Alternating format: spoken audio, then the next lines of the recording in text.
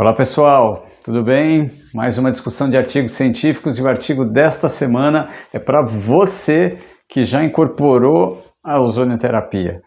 Está chegando agora, está começando agora na técnica, já tem algum conhecimento, então hoje, o artigo dessa semana é um artigo para quem trabalha com ozônio, para quem está chegando agora, mas para quem já está com mindset na ozonioterapia. Vamos lá?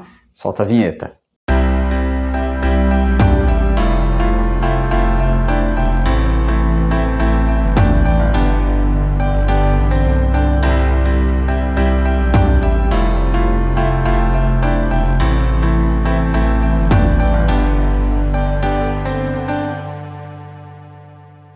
Temos um artigo sensacional esta semana que quebrou muitos paradigmas e trouxe uma leveza muito grande para nós que trabalhamos com ozônio, certo? Então vejam, esse é um artigo do Gregório Sánchez Martínez, publicado na Revista Espanhola de Ozonioterapia em 2013. Olha só aqui o artigo para vocês. O que esse artigo fala? Título: Aspectos práticos na ozonioterapia, comprovação da concentração de ozônio gerada / tempo de vida média do gás na seringa. Então vejam, um artigo para quem é skin in the game, para quem trabalha com ozonioterapia. Tá? Então aqui a gente vai trabalhar alguns conceitos práticos. Então esse artigo é muito legal porque quebrou muitos paradigmas, certo? Então vamos lá, antes eu quero apresentar para vocês a nossa convidada especial desta discussão de artigo científico, a seringa. Hoje ela vai ajudar a gente aqui, tá? Gente, acho que vocês estão por dentro da nossa história do ozônio integral, dentro da ozonioterapia. A gente já está nesse ramo aí, batalhando ozonioterapia, estudando, ensinando, pesquisando, praticando, já tem por volta aí de 20 anos, tá? E quando eu conheci a ozonioterapia, em 2004, comecei a estudar, comecei a me aprofundar, comecei a empregar a técnica clinicamente, eu tinha alguns medos, e esses medos me perseguiram por algum tempo, porque eu tinha percebido que a ozonioterapia era uma técnica que tinha uma necessidade, uma rigorosidade técnica, desculpem a redundância, muito grande. Ou seja, você precisa de uma dose adequada, você depende dessa instabilidade do gás, Então qualquer movimento ali você pode alterar aquela concentração dentro da seringa, você vai perder dose e aí você já compromete seu efeito terapêutico. Isso sempre ficava aqui até que eu li este trabalho que a gente vai discutir esta semana. Então, qual que era um dos cuidados que eu precisava, dentro daquele conceito antigo da ozonioterapia que eu precisava ter?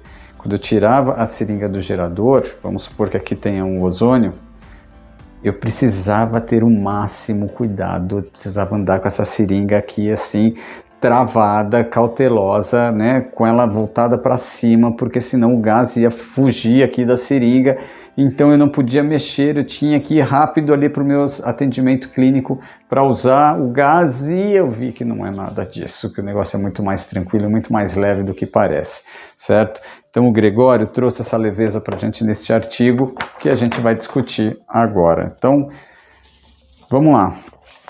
Eu vou direto para materiais e métodos, tá? Não vou me ater muito à revisão de literatura aqui do trabalho. Gregório fez 3 avaliações nesse trabalho, tá? Primeiro, medição da concentração de ozônio. O que o Gregório fez? Pegou lá o gerador de ozônio, estabeleceu diferentes concentrações, que depois eu vou mostrar para vocês qual é, tá? Estabeleceu diferentes concentrações do ozônio e mediu através de espectrofotômetro, tá? O que ele mediu? Se o que está dizendo, o que o gerador está dizendo que produz, realmente é o que tem na seringa. Entenderam? Então, por exemplo, ele ajustou o gerador em 5 microgramas. Ajustou lá, configuração do gerador, 5 microgramas. A hora que ele tira o gás na seringa, será que tem realmente 5 microgramas na seringa? Então essa foi a primeira avaliação. Segunda avaliação, depois a gente vai entrar aqui com maiores detalhes, tá? Segunda avaliação, O Gregório pegou uma seringa de 50 ml, como essa daqui, e preencheu a seringa com 20 microgramas por ml. Pegou uma seringa de 50 ml e preencheu a seringa com 20 microgramas de ozônio, certo? 20 microgramas por ml de ozônio. O que ele avaliou? Dentro da seringa, quanto tempo demorava, vamos lá gente, acompanha aqui comigo, dentro da seringa, quanto tempo demorava para a concentração que está aqui dentro, que era de 20 microgramas por ml, cair 10%, perder 10% de concentração, número 1. Número 2, quanto tempo demorava para cair 50% da concentração, entenderam? Então ele mediu quanto do ozônio que estava aqui dentro demorou para cair 10% e depois no segundo tempo, quanto tempo demorou para cair 50%, entenderam? Isso numa temperatura de 20 graus Celsius. Essa foi a segunda análise. A terceira análise que ele fez foi entender se essa queda da concentração de 10% e de 50% tinha relação com a posição da seringa. Então a seringa virada para cima ou virada para baixo interfere nesse tempo de queda, nesse tempo de desestabilização do ozônio. Entenderam? Então, 3 análises. Primeiro, se o que o gerador diz que está produzindo está realmente produzindo. Segunda análise, quanto tempo demora para cair 10%, quanto tempo demora para cair 50% de ozônio. E terceira análise, se a posição da seringa para cima ou para baixo é uma variável que interfere na concentração que está aqui dentro, ok? Beleza? Então vamos lá, vamos aos detalhes técnicos aqui. O que o Gregório usou para fazer essa análise? Ele trabalhou com o gerador da Ozonosan, o Alpha Plus, tá? O Ozonosan, para quem não conhece, é o gerador alemão da Hansler, certo? Ele é um dos tops, tá? Se não for o top.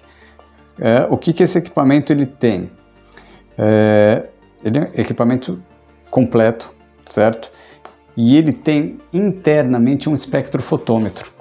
Tá? Então ele analisa ali a informação que ele dá no digital dele, é tudo medido espectrofotometricamente. Ó, nome difícil, hein?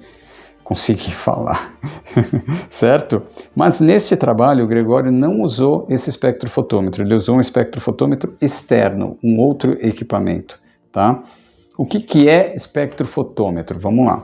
Espectrofotômetro é uma máquina que vai medir o quanto de gás, o quanto de soluto tem numa solução. Então você pode medir qualquer coisa com espectrofotômetro, ou gás, ou líquido, qualquer coisa. Você consegue medir de uma forma muito exata o que está acontecendo ali naquela substância, naquela solução ou naquele gás.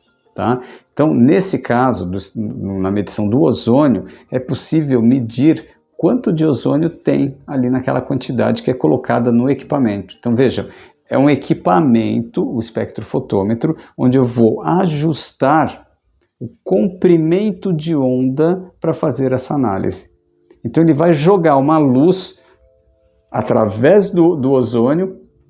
Essa luz ela tem um comprimento de onda, que aqui no trabalho foi usado 254 nanômetros de onda, tá?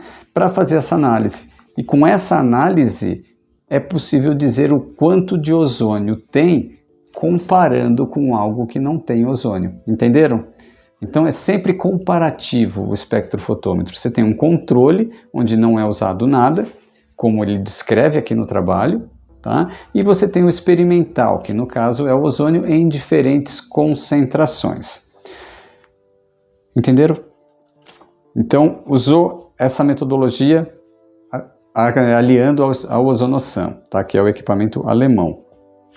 Então eles colocaram, vamos lá, na primeira análise, na medição da concentração de ozônio, tá? Então para ver se o gerador está sendo verdadeiro ou não, né, quando diz que produz determinada concentração.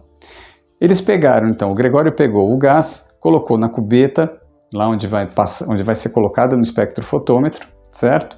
E mediu em diferentes concentrações. Para ser mais preciso, nas concentrações de 5, 10, 20 e 40 microgramas. De novo, 5, 10, 20 e 40 microgramas. Então, o Gregório pegou lá o Ozonosan, calibrou 5 microgramas por ml, tá? Colocou numa seringa, na seringa foi para o espectrofotômetro. E ele repetiu para cada concentração, ele repetiu 5 vezes esse teste, certo? Então, 5 microgramas, 10 microgramas, 20 microgramas e 40 microgramas. Essa foi a primeira análise. A segunda análise, onde ele foi ver quanto tempo demorava para cair 10% e depois 50%, tá? Foi na mesma situação. Pegou o espectrofotômetro, ajustou lá 254 nanômetros de densidade óptica, certo?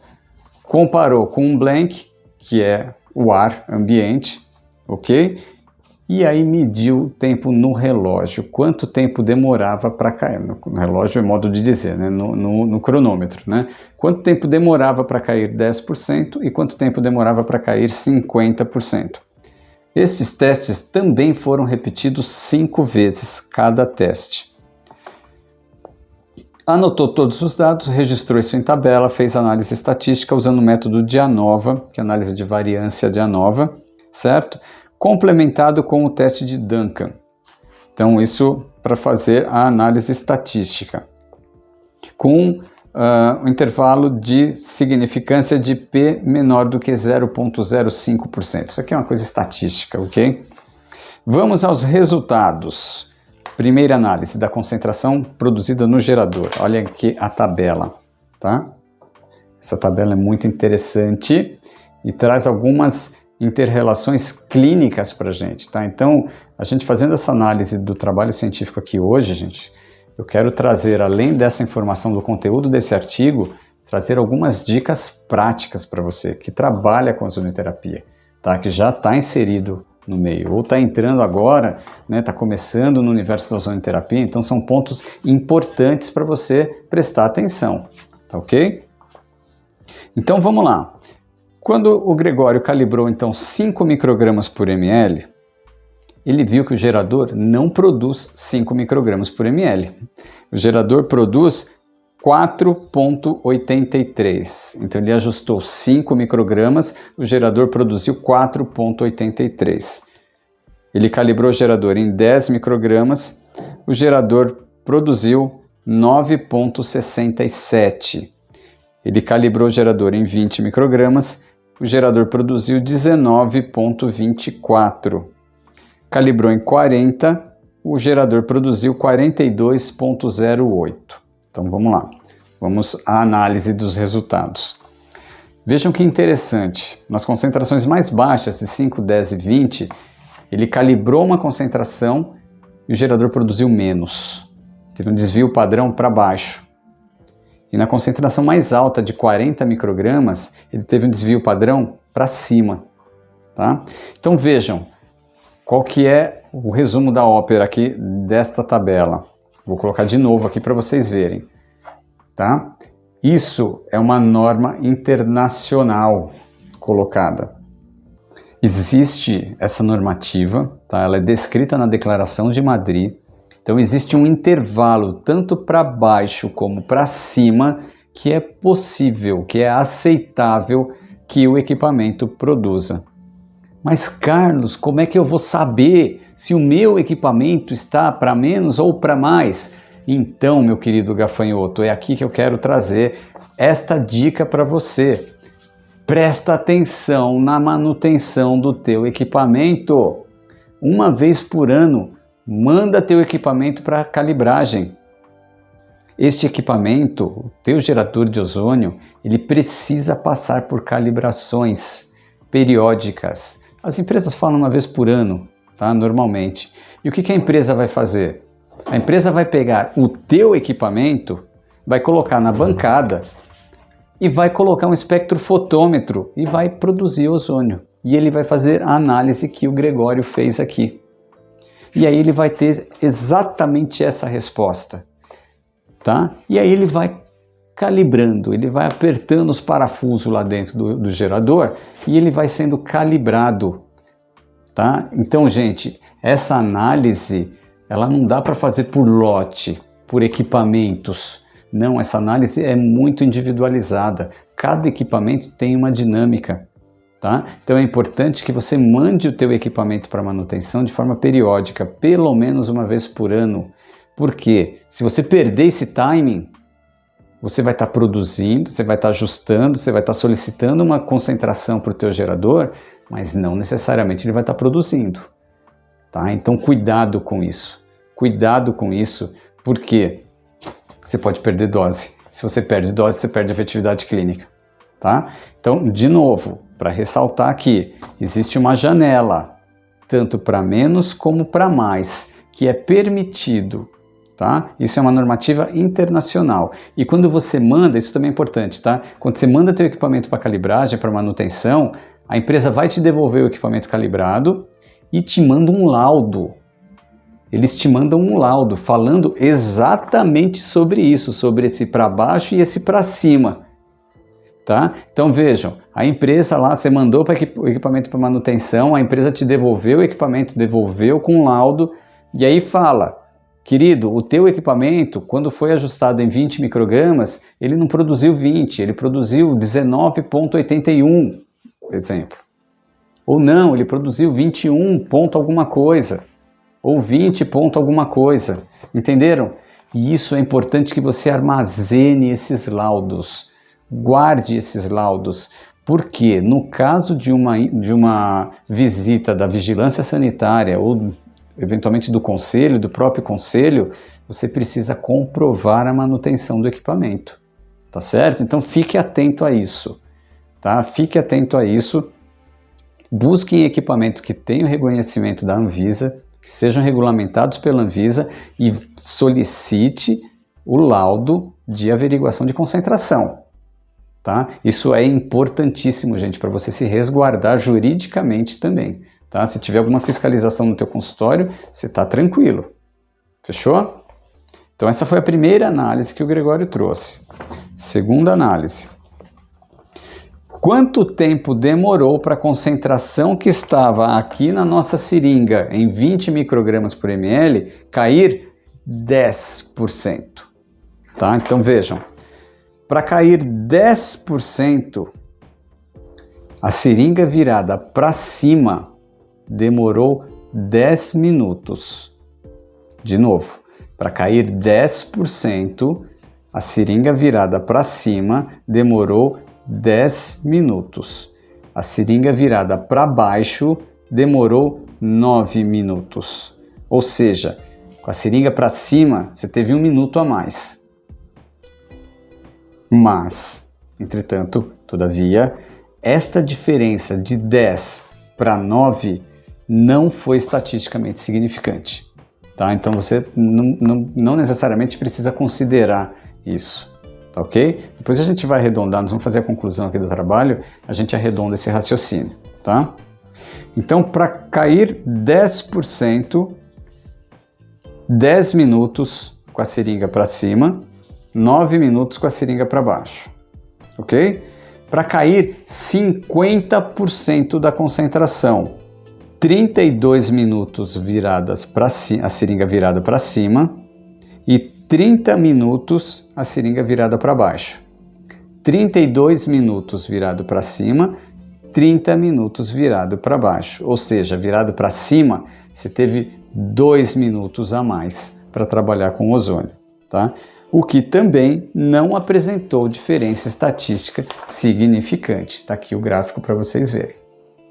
Ok? Muito bem. Vamos concluir o trabalho. Conclusão. Então, o presente trabalho mostra como, de uma maneira simples e com o emprego de um método seguro, que é o espectro fotométrico, tá? Pode-se controlar a concentração do ozônio que um gerador emite, tá? De uso clínico, desde que esteja funcionando adequadamente. Então, vamos lá, o que ele está falando com isso? Manda teu equipamento para manutenção. Manda teu equipamento para manutenção. Solicita laudo e guarda esse laudo, tá? Ponto número 2. Diante da análise feita, recomenda-se o uso do gás nos 10 primeiros minutos. Recomenda-se o uso do gás nos 10 primeiros minutos, tá? Da sua produção, da sua geração. E a posição da seringa não é relevante. Está aqui no trabalho. A posição da seringa, seja ela com o bocal para cima ou com o bocal para baixo, é irrelevante. Não teve diferença estatística significante, tá? Então vejam, resumo da ópera. Resumo da ópera. O teu gerador diz que produz tantos microgramas por ml. Você tem uma porcentagem para menos e uma porcentagem para mais que é possível, tá? Você tem que usar o gás nos 10 primeiros minutos depois da produção e não importa a forma como você carrega a seringa, que isso é irrelevante, tá? Aqui a gente fecha o trabalho, a informação do trabalho. Vou deixar o trabalho aqui do lado e aí eu vou trazer outra dica para você. Isso é algo já comum dentro de quem trabalha com ozonioterapia, mas é sempre importante a gente pontuar, tá? Quando você produz o gás e você coloca o gás numa seringa, vamos lembrar das 3 propriedades do ozônio? Ele é oxidante, ele é reativo e ele é instável. Lembram das 3 grandes propriedades? Pensando na instabilidade, o que quer dizer instabilidade? Quer dizer que o gás que está aqui dentro ele vai perder a efetividade, ele vai voltar a ser oxigênio. Segundo o trabalho, 10 minutos, tá? Muito bem. Pegando essa instabilidade, se a temperatura é um fator primordial para o ozônio, porque toda essa análise que o Gregório fez foi numa temperatura ambiente de 20 graus Celsius, correto? Se a temperatura é um ponto primordial para a ozonioterapia, para estabilizar o gás, evita segurar o gás, a seringa, aqui, ó. Quando você tira a seringa do gerador de ozônio, não segure a seringa aqui em cima, porque o calor da tua mão pode, de alguma forma, alterar o gás que está aqui dentro. Mas, Carlos, quanto que eu vou perder de ozônio? Querido gafanhoto, eu não tenho a menor ideia do quanto você vai perder de ozônio. A questão é, o calor da tua mão pode interferir nessa desestabilização. Então, isso é um senso comum que eu estou aqui para trazer para você. Se você vai trabalhar com ozonioterapia, vai trabalhar com a forma gasosa, quando você tira o gás do gerador, você vai segurar pelo êmbolo. Pelo êmbolo. Tudo bem? Não segure aqui em cima, segure pelo êmbolo. Segundo o trabalho do Gregório, indiferente, bocal para cima ou para baixo. O que você tem que evitar? Isso aqui, ó. Se você chacoalhar a seringa, você quebra o ozônio que está aqui dentro. Tá certo? Tomou esses cuidados, fez o teu diagnóstico, estabeleceu o plano de tratamento, corre pro abraço. Fechou? Gente, encerramos a discussão de artigo científico. Dá um feedback pra gente, o que vocês estão achando dessa discussão de artigo científico? Escreve aqui embaixo pra gente, faz um comentário, o que vocês estão achando, tá agregando, tá ajudando, vocês conseguem discutir isso com o paciente, de repente compartilhar um material com o paciente para trazer segurança maior para o teu atendimento. Como é que vocês estão recebendo isso? Se tiver algum artigo que vocês queiram, né, que seja discutido, bota a referência aqui que a gente vai atrás, tá? Coloca a referência que a gente vai atrás e a gente monta aqui a discussão de artigo científico, tá bom? Mas dá um feedback pra gente, curte a gente lá no YouTube, compartilha esses vídeos, porque isso vai ajudar a gente a disseminar a informação para curar a desinformação. Fechou, queridos? Gratidão, Vejo vocês na próxima discussão de artigos científicos. Até a próxima!